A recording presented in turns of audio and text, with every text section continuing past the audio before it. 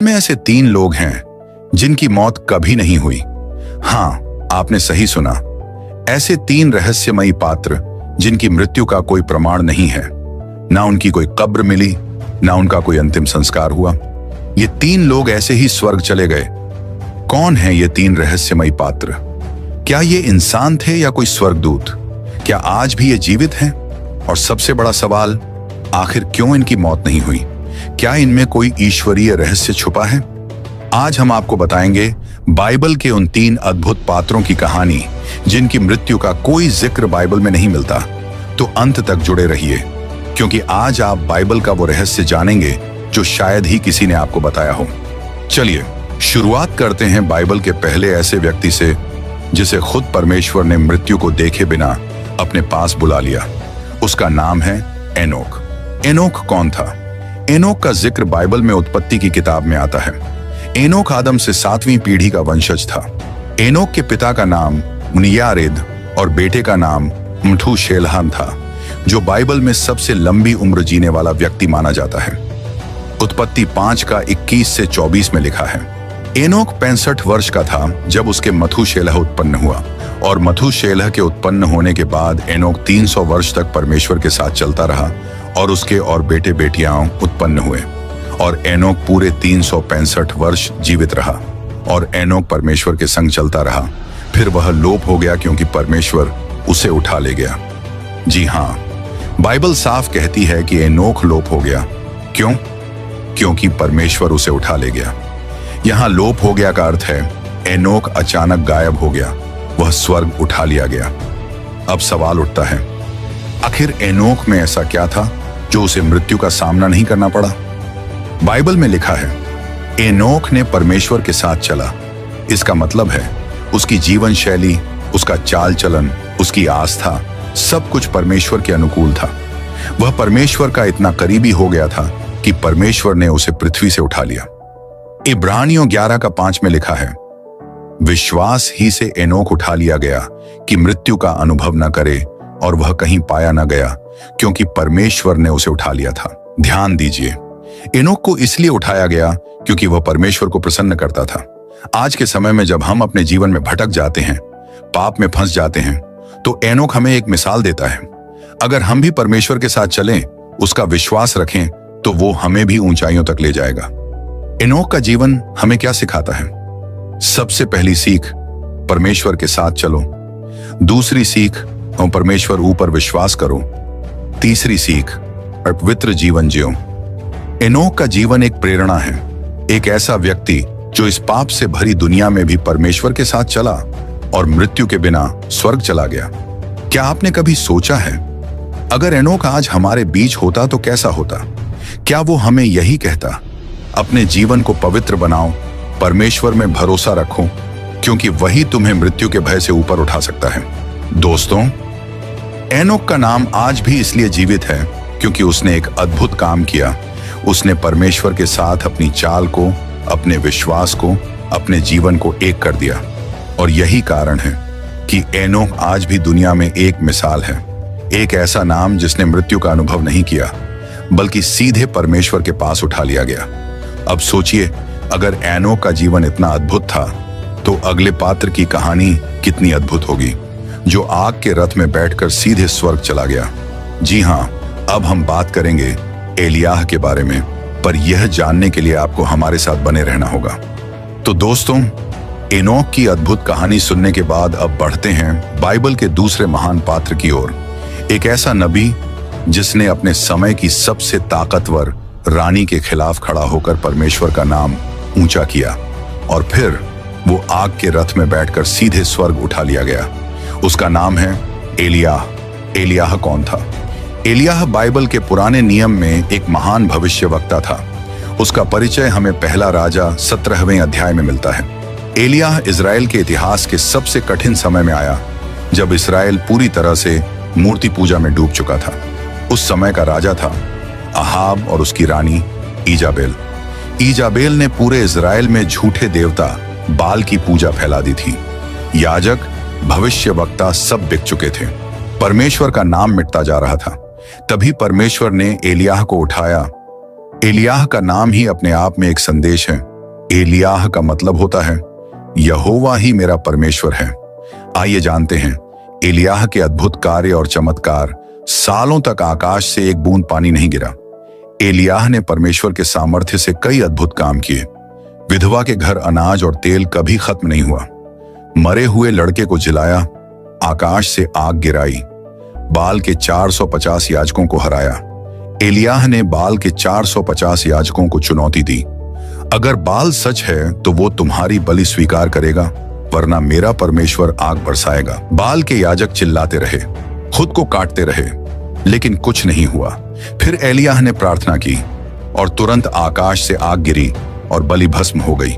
पूरा इस्राएल चिल्लाया, यहोवा ही परमेश्वर है। इतना महान कार्य करने के बाद भी एलियाह एक इंसान था।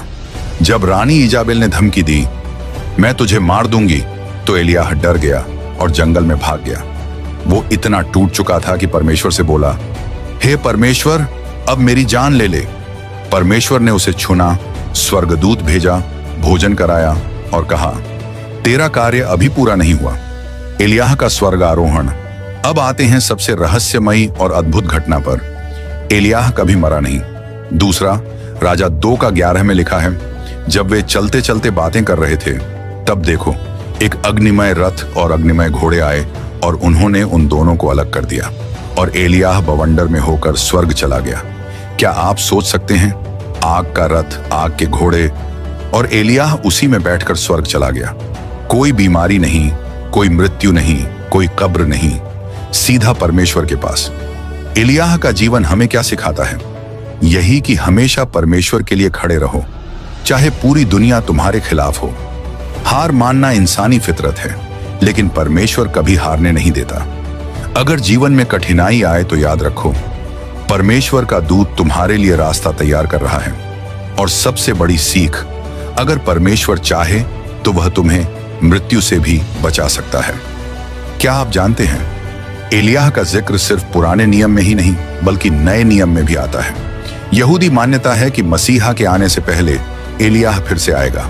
मत्ती 17 में जब यीशु पर्वत पर रूपांतरित हुए, तब मूसा और एलियाह उनसे मिलने आए।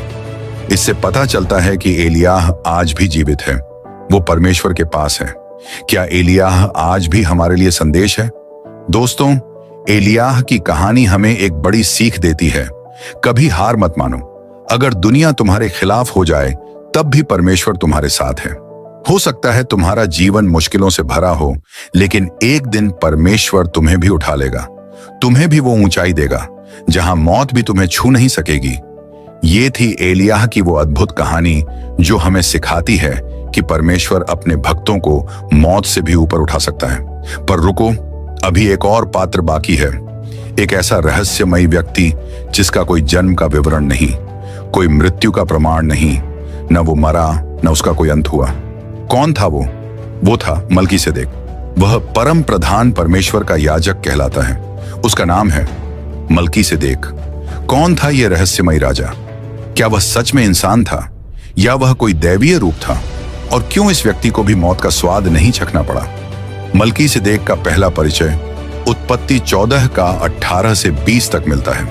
दोस्तों, मलकीसेदेक का नाम बाइबल में पहली बार उत्पत्ति 14 का 18 में आता है, जहां वह सीधे अब्राहम के सामने प्रकट होता है। तब शालेम का राजा मलकीसेदेक रोटी और दाखमधु ले आया। वह परम प्रधान परमेश्वर का याजक था। अब ध्यान दीजिए, यह कोई सामान्य व्यक्ति नहीं था। वह राजा था, शालेम का राजा। वह याजक था, परम प्रधान परमेश्वर का याजक। बाइबल में पहली बार कोई व्यक्ति परम प्रधान का याजक कहलाता है और वह है मलकीसेदेक। शालेम का रहस्य क्या है? शालेम का अर्थ है शांति का स्थान। बाइबल विद्वान मानते हैं कि शालेम बाद में यरूशलेम बना, यानी मलकीसेदेक शांति का राजा था। और बाइबल में यीशु मसीह को भी कहा गया है शांति का राजा। तो क्या यह कोई संयोग है या मलकीसेदेक यीशु मसीह का ही एक रूप था? जब अब्राहम ने अपने दुश्मनों को हराया, तब मलकीसेदेक उससे मिलने आया और उसे आशीर्वाद दिया। ध्यान दीजिए, मलकीसेदेक ने रोटी और दाखमधु लाया। यही रोटी और दाखमधु आगे चलकर यीशु मसीह का प्रतीक बनी। अब्राहम इतना प्रभावित हुआ कि उसने मलकीसेदेक को अपनी कमाई का 10वां हिस्सा यानी दशमांश या जिसको टाइथ भी कहते हैं दे दिया। ध्यान रहे, अब्राहम वह व्यक्ति है जिसे परमेश्वर ने आशीष का पिता कहा, और वही अब्राहम मलकीसेदेक को टाइथ दे रहा है। इसका मतलब है मलकीसेदेक अब्राहम से भी बड़ा था। मलकीसेदेक की वंशावली का कोई प्रमाण नहीं। अब आते हैं बाइबल के सबसे रहस्यमयी शब्दों पर, जो इब्रानियों 7:3 में लिखे हैं। वह बिना पिता, बिना माता, बिना वंशावली का है। न उसका जीवन का आरंभ है और न मृत्यु का अंत, परंतु वह परमेश्वर का पुत्र सा बनाया गया है। क्या आपने सोचा है कोई कैसे बिना जन्म के हो सकता है? कोई कैसे बिना मृत्यु के हो सकता है? यही कारण है कि कई विद्वान मानते हैं मलकीसेदेक कोई साधारण मनुष्य नहीं था, बल्कि वह या तो स्वयं यीशु मसीह का पूर्व प्रकाश था, प्री इनकार्नेट क्राइस्ट, या फिर एक दैवीय स्वर्गदूत जिसे परमेश्वर ने खास मकसद से भेजा था। मलकीसेदेक मसीह का प्रतीक या मसीह स्वयं। दोस्तों, मलकीसेदेक का नाम हिब्रू में 2 भागों से बना है। मलकी यानी राजा, सेदेक यानी धर्म, यानी वह धर्म का राजा था। ठीक वैसे ही जैसे यीशु मसीह धर्म और शांति का राजा है। मलकीसेदेक राजा था, यीशु भी राजा है। मलकीसेदेक याजक था, यीशु भी महायाजक है। मलकीसेदेक का कोई आरंभ और अंत नहीं, यीशु भी अनंत है। मलकीसेदेक रोटी और दाखमधु लाया, यीशु ने अंतिम भोज में यही किया। तो क्या यह स्पष्ट नहीं कि मलकीसेदेक यीशु का ही प्रतिरूप था? क्या मलकीसेदेक मर गया? बाइबल में मलकीसेदेक की मृत्यु का कोई वर्णन नहीं है। न कहीं उसकी उम्र का जिक्र है, न उसके किसी बच्चे का नाम आता है। वह अचानक आता है, आशीर्वाद देता है और फिर कहीं गुम हो जाता है। इब्रानियों में लिखा है वह सदा जीवित रहता है। तो क्या मलकीसेदेक आज भी जीवित है? क्या वह सच में कभी मरा नहीं? मलकीसेदेक हमें सिखाता है कि न परमेश्वर के मार्ग बड़े रहस्यमय होते हैं। कभी कभी वह खुद किसी रूप में हमारे बीच आता है और हमें पता भी नहीं चलता। मलकीसेदेक हमें यीशु मसीह की याद दिलाता है, जो अनंत है, जो धर्म का राजा है, जो शांति का राजा है। मलकीसेदेक और हमारा जीवन, मलकीसेदेक की कहानी हमें यह सिखाती है कि परमेश्वर के राज्य में न कोई बड़ा है न कोई छोटा। सच्चे राजा वही होते हैं जो धर्म और शांति लाएं। अगर आप अपने जीवन में धर्म और शांति के मार्ग पर चलेंगे तो एक दिन आप भी अनंत जीवन का भाग बनेंगे। और सबसे बड़ी बात, परमेश्वर के पास पहुंचने का रास्ता हमेशा खुला है, बस आपको विश्वास करना है। क्या आप भी एनोक जैसे बनना चाहते हैं?